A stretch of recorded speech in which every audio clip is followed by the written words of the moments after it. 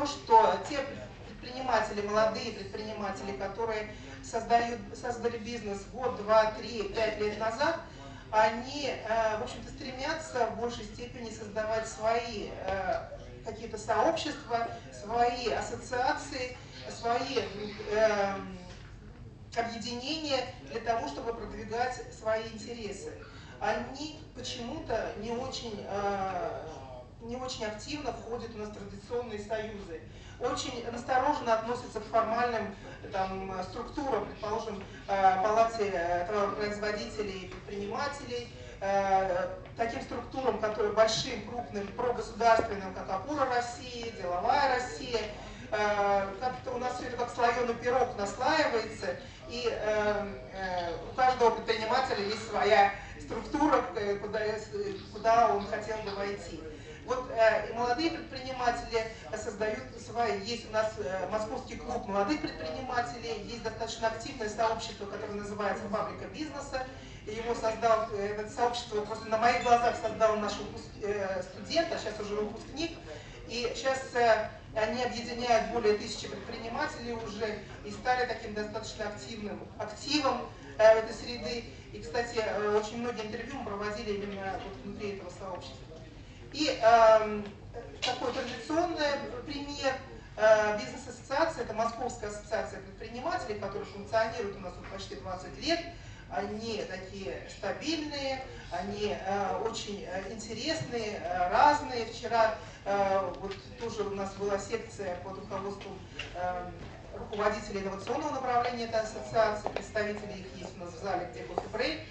Но интересные люди, интересная работа, но они не могут обеспечить притоком молодых людей, и это, в общем-то, достаточно проблемно для их развития. Последний фактор, который мы анализировали в соответствии с нашей анкетой, это университетские профессора. И, в общем-то, здесь мы полностью поддерживаем те выводы, которые были сделаны и в других исследованиях других стран.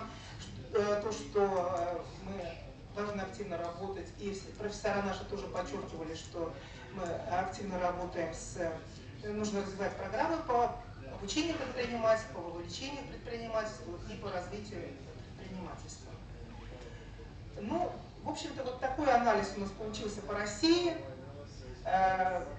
немножко такой пестрый и разноликий, как и сама страна, но будем надеяться, что то, что сейчас предпринимается, то, что сейчас делается для развития предпринимательства и молодежного, и ICT-предпринимательства, и предпринимательства вообще, будет отражаться в наших дальнейших исследованиях как в виде более интересной и более впечатляющей картинки. Спасибо за внимание.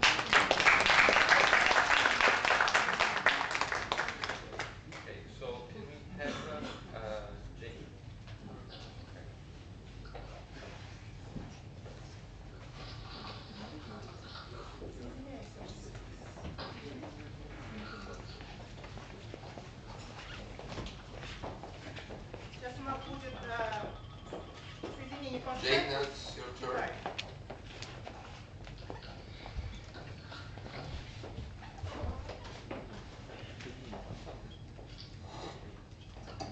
Okay, Jane. Yes. Okay, you can go ahead. Thank you. Good morning, everyone. It's Jane, greeting from Shanghai, China. It's already afternoon now. It's my great pleasure to share the research findings from China Post. A little bit background of this research, especially when it is related with ICT entrepreneurship in China. You know, in the year 2005 here, the Chinese government began to encourage to improve entrepreneurship and venture creation skills for university students. Can you share the screen? Can you see me? Yeah, I can. No? We cannot see the screen. Oh, really? Yeah. Let's try again. Sorry for that. It was previous here. Yeah. Let me see.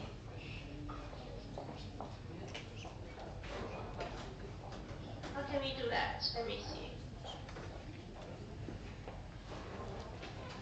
I think it's already in sharing. Let's try again. Should I call you again? Yes, why don't you give it a try? And, Yeah, because okay, try again. Let's see. Will it work? Oh, yeah, that's working. Perfect. Okay. Thank you. Let me make a slideshow. Sorry for the inconvenience. So still getting back to research backgrounds in China, due to the high unemployment pressure in China, the government began to encourage the universities to improve entrepreneurship and venture creation skills for university students. That happened in the year 2005. And 3 years ago, in order to solve the fundraising problems in the stock market, a new board, it's called China Growth Enterprise Market Board, was also established to assist this issue. And at the end of the year 2010, there were a lot of SMEs in China, and the official data is 11 million companies, together with 34 million privately or individually owned enterprises. So people could get very interested in the new venture creation issue in China, but this issue is very complex now. If we think about the cultural background in China, the Oriental philosophy, and relative short history of entrepreneurship, especially after the New China's foundation. So let us review a little bit about the definition of the SMEs here. First part, you can see the definition of the SMEs according to EU, European Commission.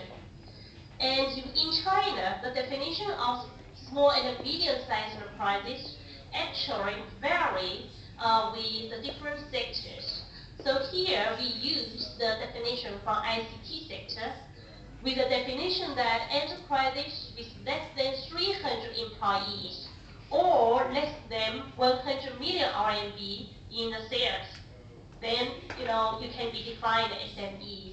So generally speaking, we choose the target companies to interview to satisfy both definitions of European Commission as well as the Chinese definition.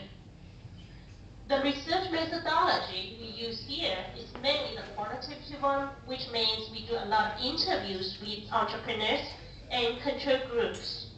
For the ICT entrepreneur interviews, we have face-to-face interviews with the founder of the corporation. We also interviewed 8 interviewees in the control groups, including 2 from banks in China. One is from ICBC, the biggest bank in China, and that is with the Bank of Communication, a shareholding bank in China. We also interviewed 2 senior managers from private equity or venture capital companies. One incubator is visited by us, and also the Association of Angel Funds. Besides that, we also interviewed 2 university professors. One is focused on the research of SMEs development in China. Another is specifically focused on ICT companies foundation. And he is an MIS professor, and he also was an entrepreneur when he was younger. So we try to utilize the different sources of the information to form a comprehensive understanding of the environment of ICT industries entrepreneurs. Then we also did a little bit of survey. For this kind of survey, previously, last year, another scholar of my colleague actually, he did online survey, but this time we took a different way. We went to companies directly and asked the entrepreneurs to respond. So, but the sample, due to our very limited time, we didn't have enough samples. So this method here is only to cross-check our findings in the qualitative research. So our main discussion will begin with the qualitative one, then to show our survey data. So the first part is about the individual and personality traits. So from our interviews, we find that the interviewees are very confident of themselves, no matter it's their technology, the idea, or the job they have been doing. So they expressed themselves in very positive tones. So they have positive self-assessment, as an entrepreneur. And if we look at their background, we see very interesting things because the majority of them had a few years of working experiences in established companies. Some of them even work in big multinational corporations like Cisco, the Microsoft, and some had experience working in Chinese state-owned enterprises, for example, Baoxia, while still others, they had no experiences, after they actually graduated from university and immediately start their own ventures. So they have very diverse experiences before creating such kind of ventures. And during our interviews, we were very impressed by the motivation and passion of the interviewees. All the entrepreneurs shared some keywords during the conversation. For example, freedom, independence, financial rewarding, self-actualization, the pursuit of life. We heard these kind of words again and again, which means these entrepreneurs, they really share some common motivation and passion. And one very impressive thing is that among 5 of the 12 entrepreneurs we have interviewed, 5 of them actually had created more than one venture. And another interesting thing is that although some of them are very young, but they started the informal entrepreneurial projects even during their university education. So they really had some passion for entrepreneurship. And if we look at the limited sample from our survey, we got very consistent data here. Here we can see they have very high and also the middle level of the self-assessment of the individual capabilities. So you can see they say middle and strengths for most of the choices. So that means these entrepreneurs are very confident about their own capabilities, generally speaking. This is the first part. Then the second aspect is about the social cultural environment in China regarding the entrepreneurship in ICT industry. And actually from our interviews, first of all, we find the entrepreneurs actually, they do not have very high tolerance for risk-taking. This could be a little bit contrary to some literature, especially Western literatures. But during our interviews, we found the entrepreneurs were very concerned about, not losing money for the family. That is to say, they would not try to risk the family, for example, the parents' money for this kind of venture. So they showed a little, relatively speaking, low capability for risk-taking. And I think this is very related with the traditional Chinese way of thinking. Risk-taking is not so cherished kind of characteristic in our moral system. And another thing we found in this regard is the support from the family and the spouse. For quite some entrepreneurs, especially the young people, parents in China usually encourage them to find a stable job. For example, a job in a government institution, a job in a big company, no matter if it's Chinese or multinational corporation. They do not want the kids to, start their own company, which means quite risky. So this is one big concern among entrepreneurs. But fortunately, among all the interviewees, none of them received a very serious objection from their family, although the parents do not support them so much. But for those who already got married or got engaged, the attitude of their spouses are usually very supportive, which is good news. Then most of them think Shanghai is a good place to see this kind of opportunity.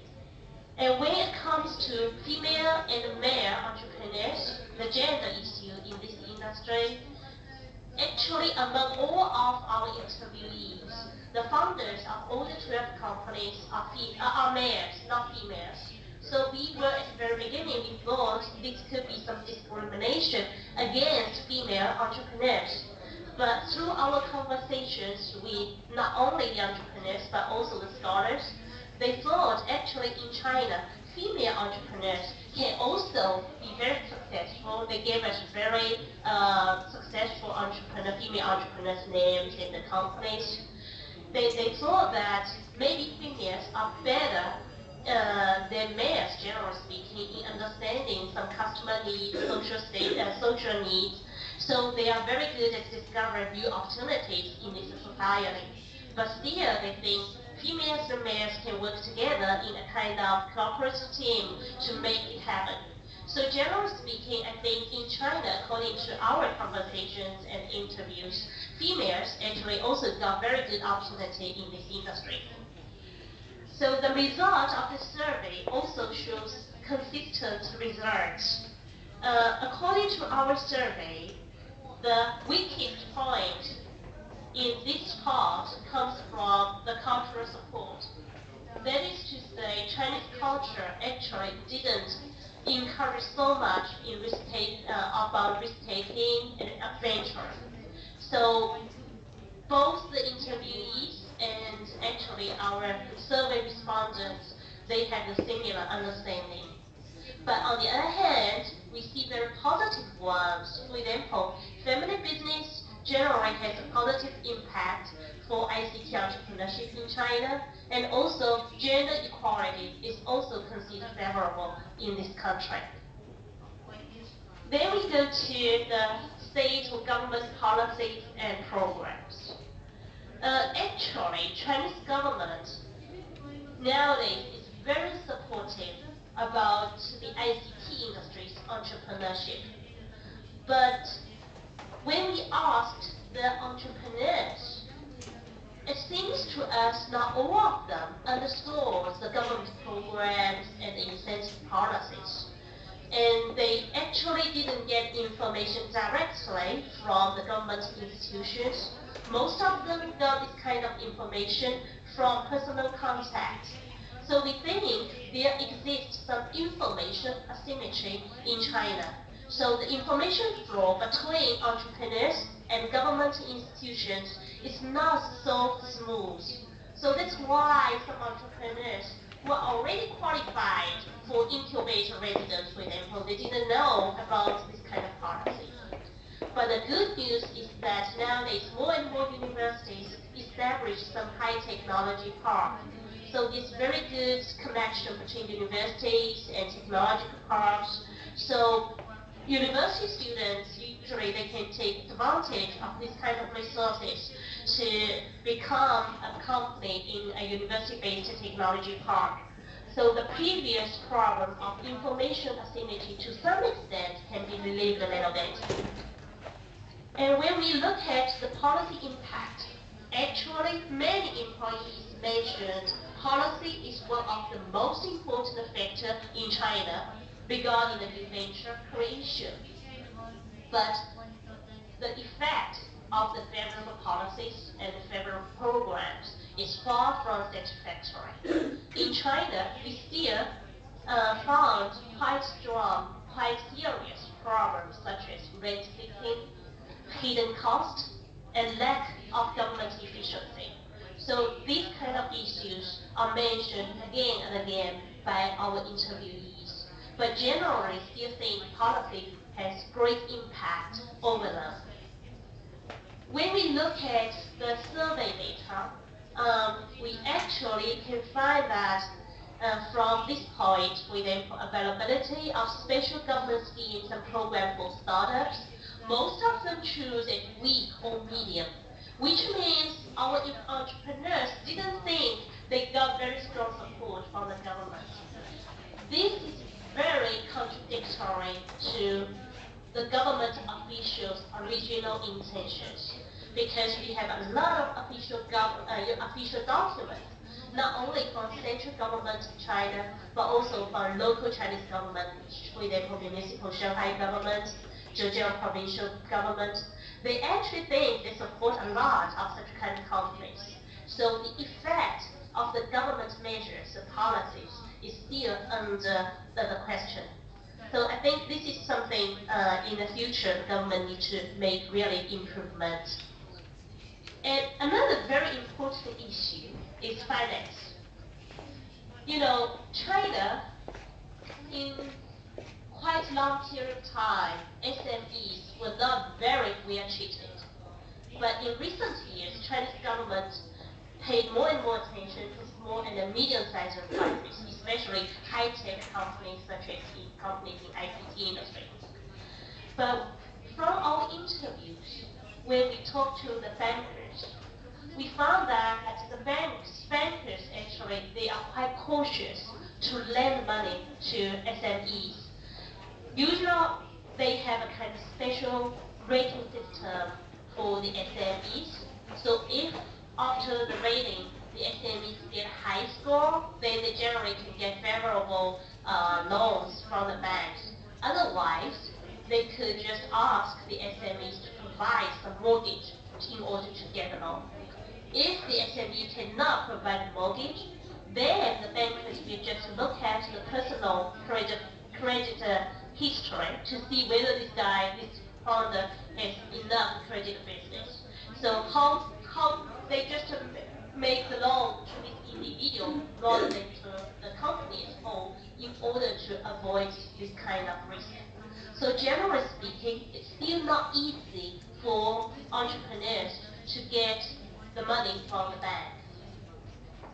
Then people may think nowadays China has a lot of PE and VC or angel companies. It's true. I think actually this sector developed very quickly in the last decade in China market.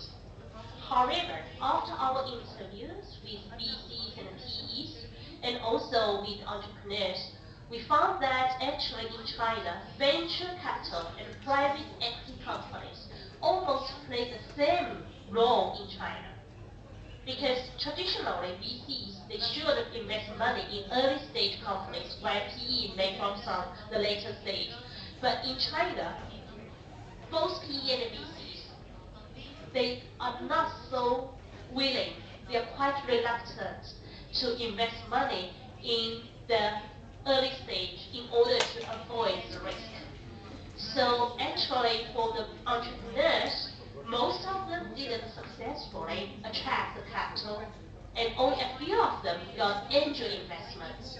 So here, we need to make this sector more effective in order to solve the problem for SMEs money raising. And of course in China, we also have other methods for money raising, but it's not easy for companies to get IPO because usually when we grow a little bigger, it's possible for companies to issue the first stock in the stock market.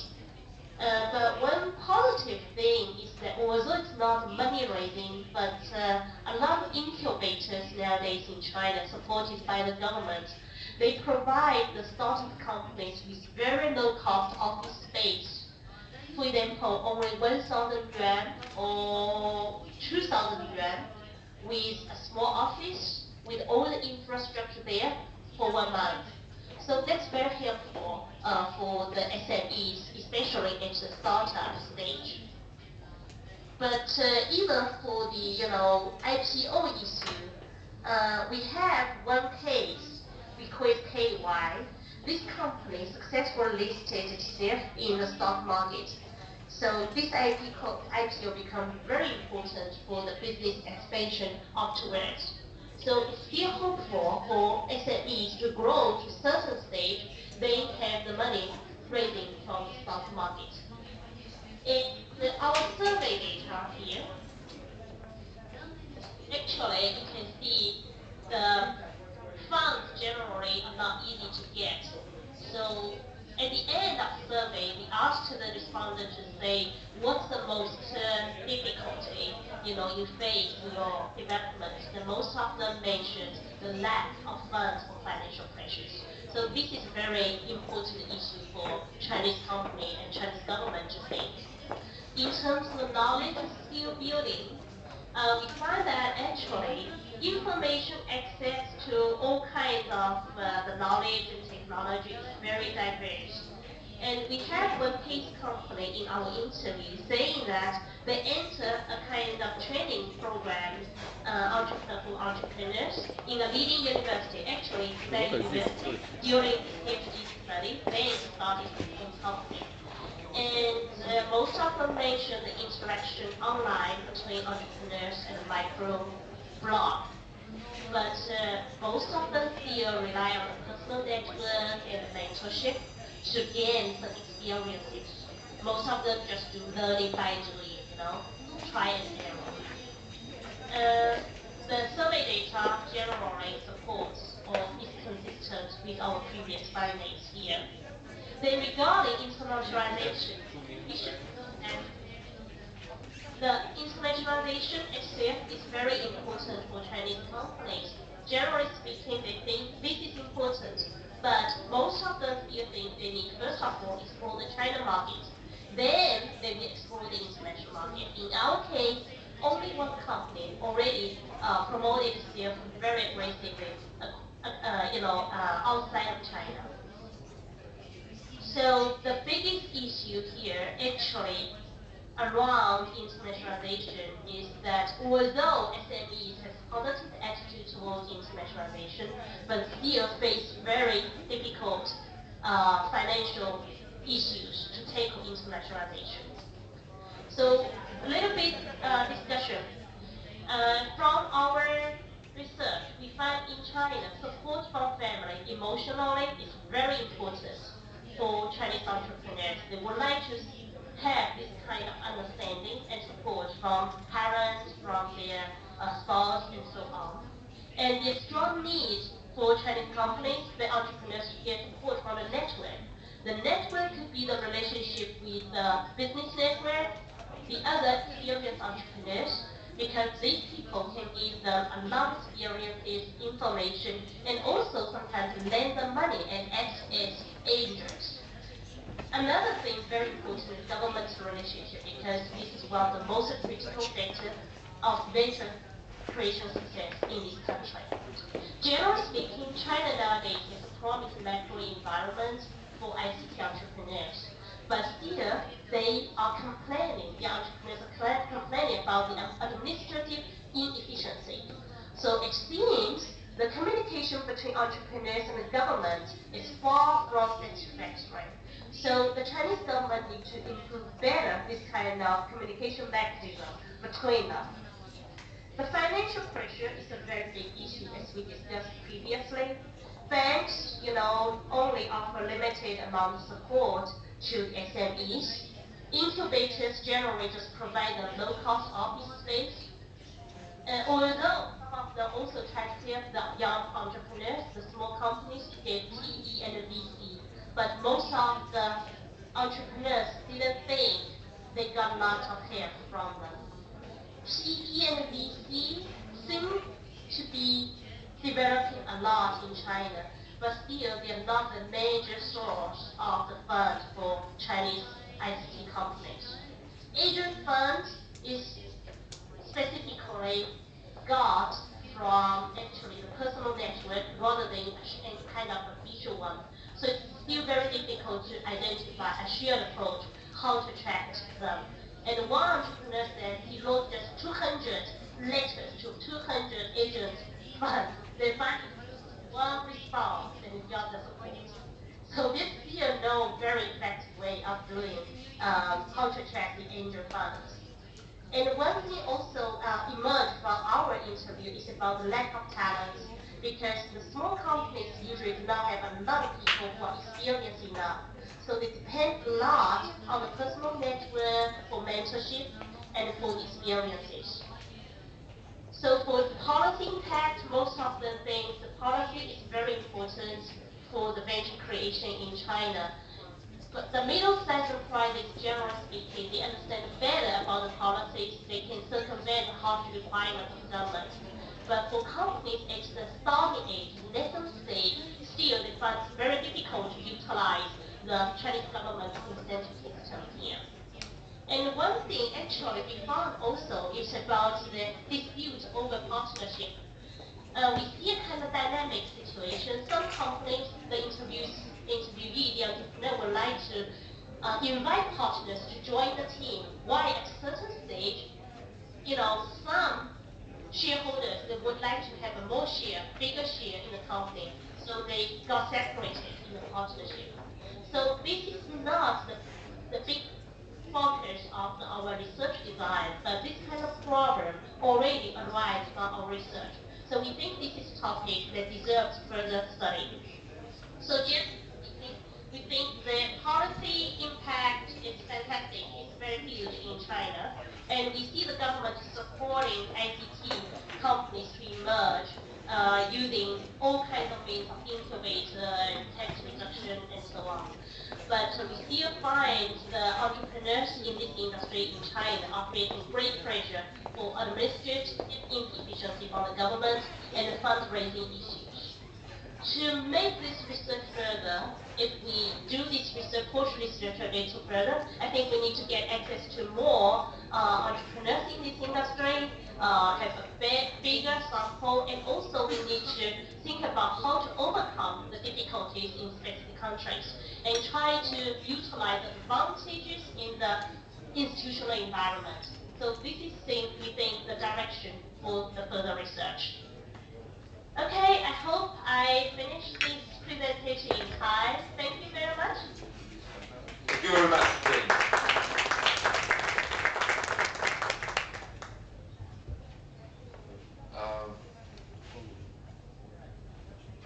Well, we are running really very much out of time, so I don't want to abuse about your patience.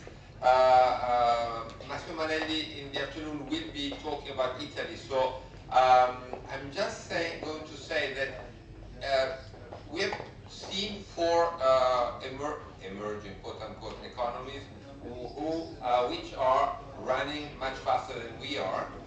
Italy is ranked 73 worldwide by the World Bank concerning the ease of doing business, but then if you look at the different details, we rank 84th in startup ability, and we have lost 8 places in 1 year.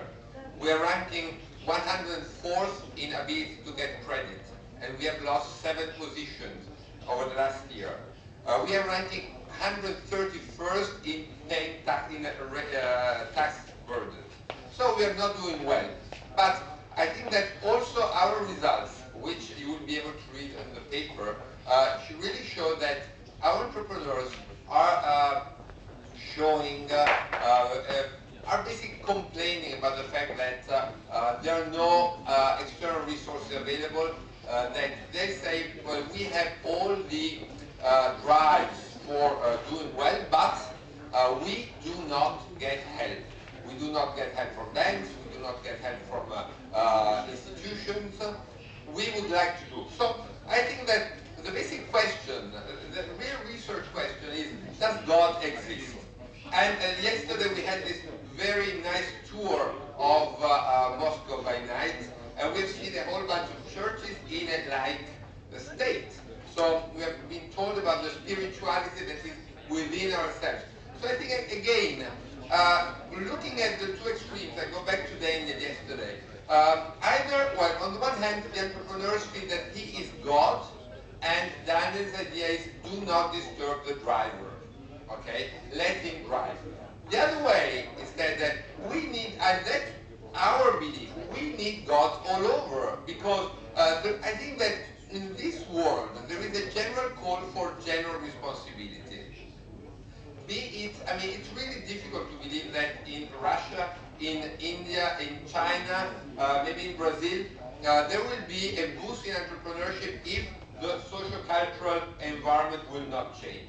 But as Matthew said, the socio-cultural environment depends on the effort that everyone has to put in.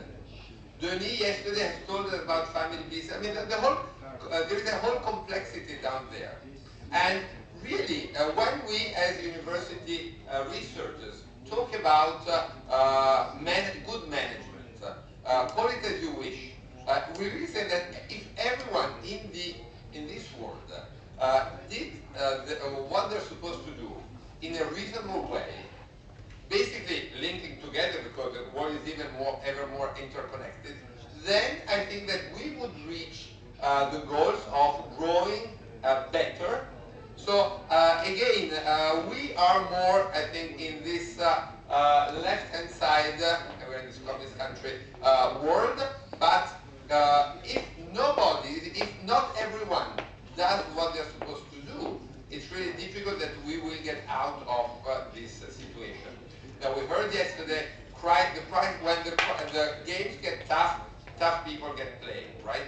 So it's a question of not only muscles, but brain and heart. So I really want to thank everybody for the presentation. I think there was also Jane from Shanghai. You have got an idea of the complexity of what we've been dealing with. And we certainly, as the last piece of our work, will pull together all the data and see and check whether our results, which are quite consistent, have some are affected by the specific context. Thank you very much again.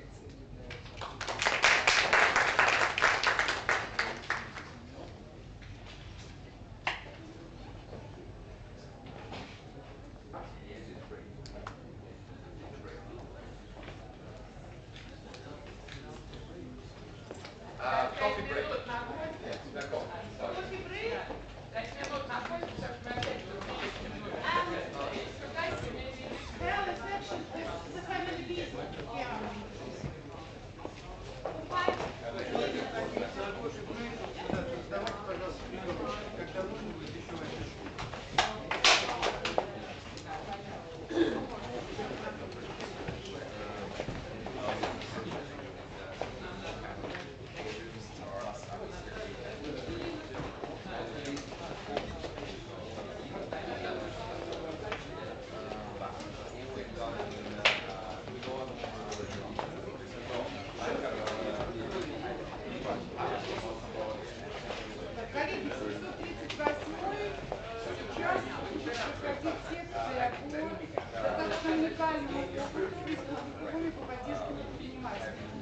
Если кому-то интересны региональные предпринимательства, да, это Якутская регионе, а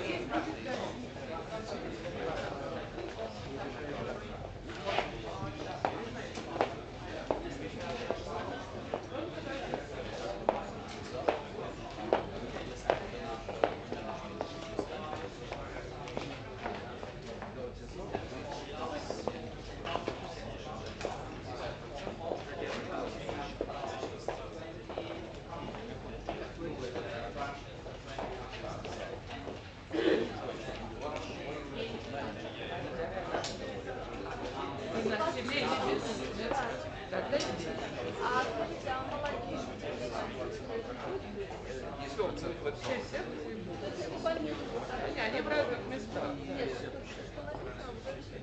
Вот поменяли.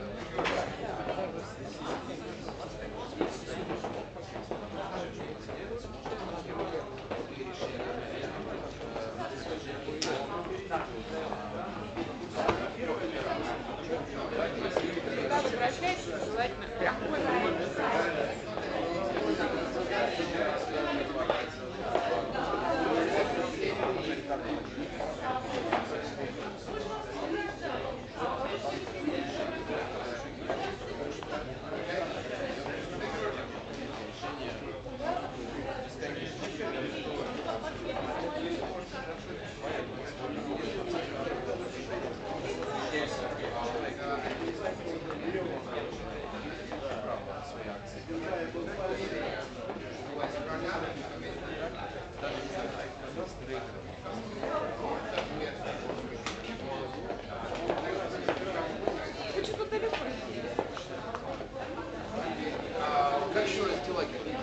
Садись к нам. Да, я специально на 2 дня прилетел. Вчера прилетел, завтра отправился. Учитесь приглашать. Нет, просто в этом самое, все там создаем на нашем итальянском языке. Знаешь, я сегодня окончательную смену, да,